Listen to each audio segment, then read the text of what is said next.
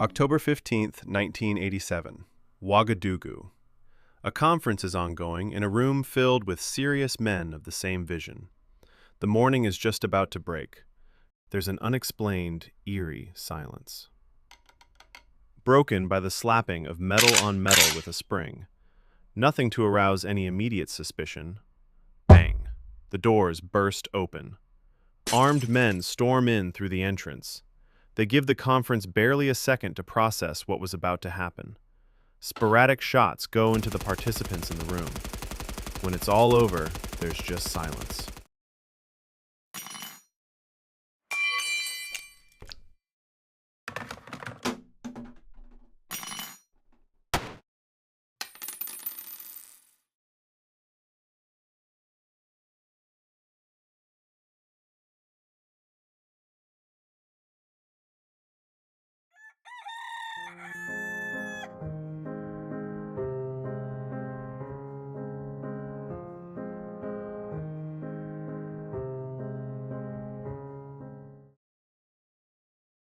Thomas Sankara was born Thomas Isidore Noël Sankara on 21st December 1949 in Yako, French Upper Volta, as the third of 10 children to Joseph and Marguerite Sankara.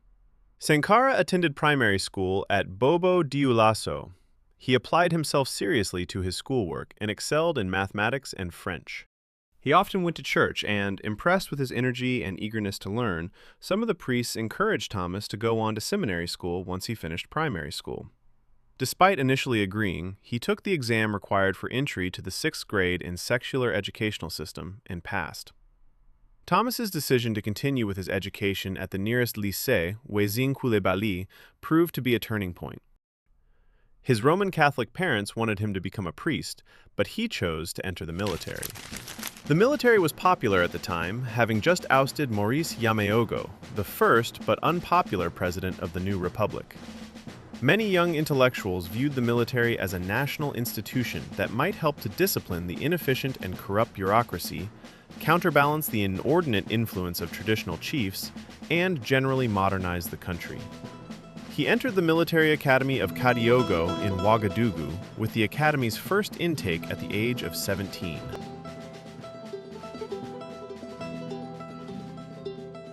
In 1970, 20-year-old Sankara went for further military studies at the Military Academy of Ansirabe in Madagascar, from which he graduated as a junior officer in 1973. At the Ansirabe Academy, the range of instruction went beyond standard military subjects, which allowed Sankara to study agriculture, including how to raise crop yields and better the lives of farmers. During that period, he read profusely on history and military strategy, thus acquiring the concepts and analytical tools that he would later use in his reinterpretation of Burkinabe political history.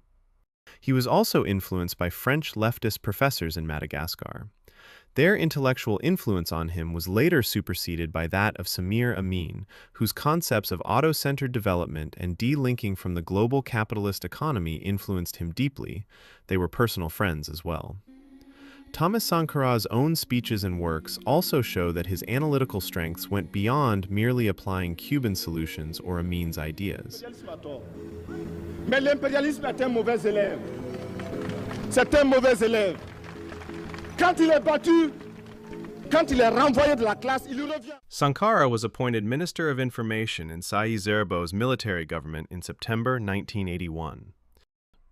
He resigned on the 12th of April 1982 in opposition to what he saw as the regime's anti-labor drift. After another coup, November 7, 1982, brought to power Major Dr. Jean-Baptiste Ouédraogo, Sankara became Prime Minister in January 1983. Sankara encouraged investigative journalism and allowed the media to print whatever it found. This led to publications of government scandals by both privately owned and state-owned newspapers. But he was dismissed a few months later on May 17th. During those 4 months, Sankara pushed Ouédraogo's regime for more progressive reforms. Sankara was arrested after the French president's African affairs advisor, Guy Penet, met with Colonel Yorian Sommet. Henri Zongo and Jean-Baptiste Bukari Lingani were also placed under arrest. The decision to arrest Sankara proved to be very unpopular with the younger officers in the military regime. His imprisonment created enough momentum for his friend Blaise Compaoré to lead another coup. August 1983. Blaise Compaoré rallied the officers who were loyal to shared ideals. They seized critical government buildings and sacked opposing forces with swift precision and well-executed planning. Sankara was made president on August 4, 1983, at the age of 33. As president, he promoted the democratic and popular revolution, Révolution démocratique et populaire, or RDP. His policy was oriented toward fighting corruption.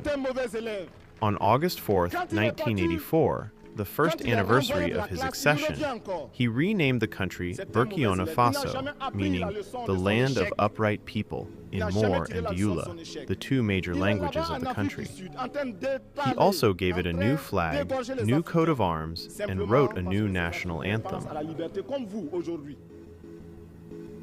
L'impérialisme, il est là-bas, en train d'écraser les peuples arabes, c'est le sionisme.